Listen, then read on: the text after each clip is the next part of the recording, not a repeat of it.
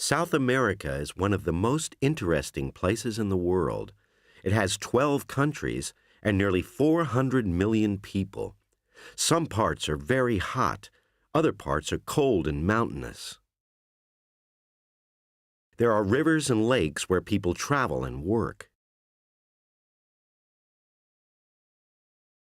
There are places with few people and big cities where many people live. Communicating in a place as big as South America is not easy. It reaches from the equator to Antarctica. The Caribbean Sea is in the north, to the east is the Atlantic Ocean, and the Pacific Ocean is in the west. How do all the people in these different places talk to each other? The languages used most are Spanish and Portuguese, but there are many other languages too. Brazil is the biggest country in South America, famous for the city of Rio and its beautiful beaches.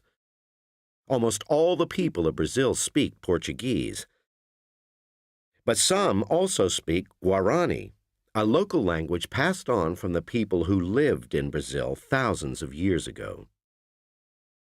Colombia is the second biggest country in South America and is home to cities like Bogotá. Most Colombians speak Spanish, but a few hundred people still speak a language called Huitoto. In fact, Colombia once had 68 other languages, but only a few of them remain. Argentinians are also mostly Spanish speakers. 1.5 million of the people speak Italian, too. And just like Brazil and Colombia, there are some local languages that have been spoken for thousands of years. Some, like Vilela, only have 15 or 20 speakers left. But why is it that these old languages are not as popular as Spanish and Portuguese? Over 500 years ago, Europeans from Spain and Portugal arrived in South America just before 1500. They soon introduced their own languages. But before the Spanish and Portuguese came, there were many different people already living in South America, speaking hundreds of different languages.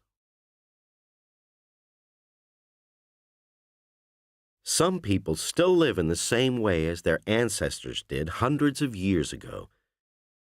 They still speak the same languages.